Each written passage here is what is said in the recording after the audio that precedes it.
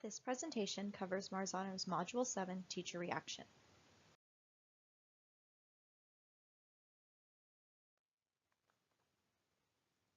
Teacher reaction includes all of the verbal and nonverbal ways in which teachers provide feedback to students for their behavior.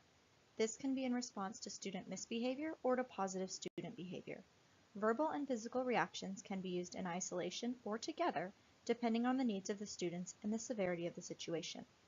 While both types of reaction have proven to be effective, Marzano states that nonverbal cues in isolation are more effective at the secondary level, most likely due to the fact that older students have more experience with reading body language and interpreting social cues.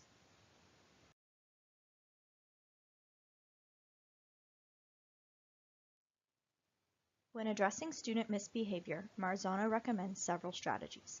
The first is short verbal cues or questions. Something as simple as stating the student's name can be effective in redirecting their attention towards what they should be doing. The next strategy is the pregnant pause. This is one of the most effective nonverbal cues at both the elementary and secondary level. The pregnant pause is best used when a disruptive behavior is recurring. It focuses the attention of the class on the offending students with the intention of creating a self-realization of the disruption. The next strategy for addressing inappropriate behavior is moving to the front of the room and stopping instruction. This strategy is especially effective if the entire class is off task and needs redirecting. Eye contact and subtle gestures are both strategies that are non-invasive to the instructional setting and allow the teacher to continue with the teaching while simultaneously getting the attention of the off-task students. The final strategy Marzano recommends is heading students off. This is a strategy I've used before, but I didn't know it had an actual name. This strategy works best in cases where you have that student who constantly misbehaves. Simply pulling them aside and asking them what kind of day they are going to have is beneficial in providing students the opportunity to reflect on their behavior tendencies and make a conscious effort to make the right choices that day.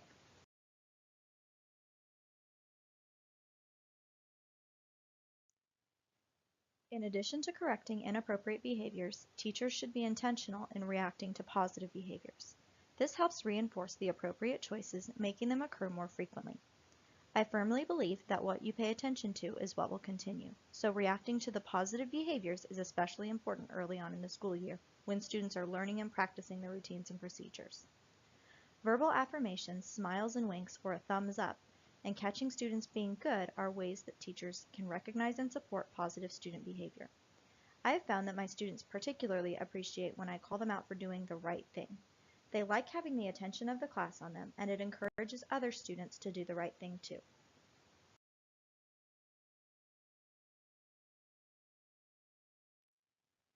I have included this quote from Benjamin Franklin.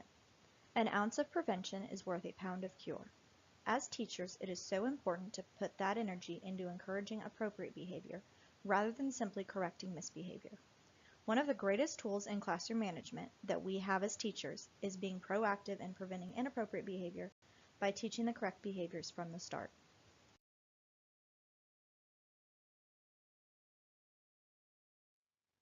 According to an article by Jill Jenkins, there are 4 strategies for promoting a positive classroom environment to help minimize opportunities for teachers to react to misbehavior. The first is proximity. Students who feel that their teacher is watching them are more likely to behave appropriately. This also encourages positive interactions with students, which leads to fewer disruptions. Kneeling next to a student's desk and speaking in a calm voice can help to de-escalate a situation when it arises. Proximity and addressing students privately and calmly are important in helping students save face. Another strategy Jenkins recommends is consistent procedures. When students know the expectations from day one and they remain consistent throughout the year, they thrive. Students, just like everyone else, like to know what to expect in certain situations. Making the classroom environment as predictable as possible helps students to feel calm. Giving clear, concise directions is another useful strategy. Many students get confused when the teacher gives too many directions at one time or veers off on a tangent while giving directions. This can lead to students being unable to complete a task and may have to resort to asking a neighbor for clarification, even if your expectation for the assignment is that students are silent. If your directions are unclear, students might feel forced to break a rule or procedure in an effort to understand what is expected of them. The final tip is less is more. Sometimes the best reaction to misbehavior is no reaction at all. As a middle school teacher, students will sometimes do things to push my buttons. They want a reaction out of me. If I don't give them that reaction, the behavior serves no purpose and they stop.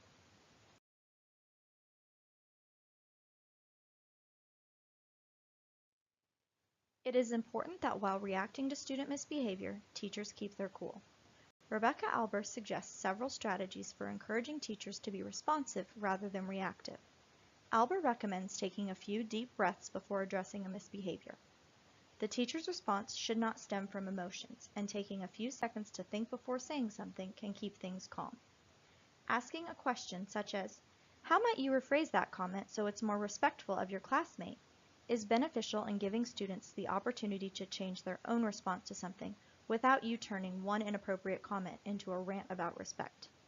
Pausing and waiting for the right moment to correct a misbehavior is also an effective tool.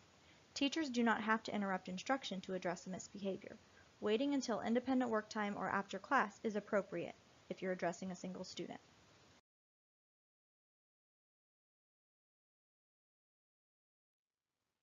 In remaining calm in the classroom, it is important that teachers keep themselves healthy. Getting enough sleep is important. I know that when I'm tired, I tend to have a shorter fuse and react more severely to student misbehavior. Watching our caffeine intake is also important to remaining calm. It's important for teachers to take many breaks throughout the day to calm nerves, which also helps students stay calm. Students mirror our energy. If we are calm in our interactions with them, they are more likely to remain calm as well.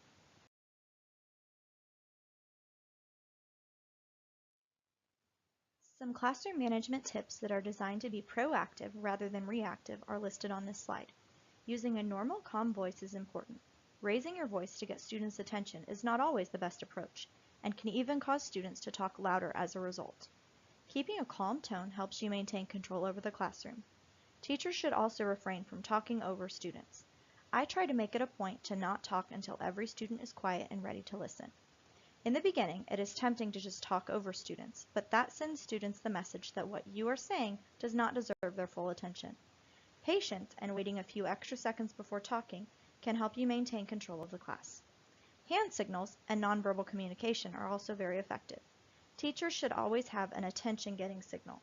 The signal I use is I put my hand up in the air and say, "I need voices off in 5," and count backwards until I get to 1. When I get to 1, students know they need to be at a level 0 and ready to listen without distractions. Another strategy is addressing issues quickly and with the least invasive strategy as possible. If a simple look will get the attention of a student long enough for them to realize their behavior is inappropriate, that is the best approach. Don't necessarily jump to the most severe reaction, even if the behavior is driving you crazy. Lastly, always have a well-designed, engaging lesson. When students are engaged in meaningful work, they don't have time to create their own disruptions.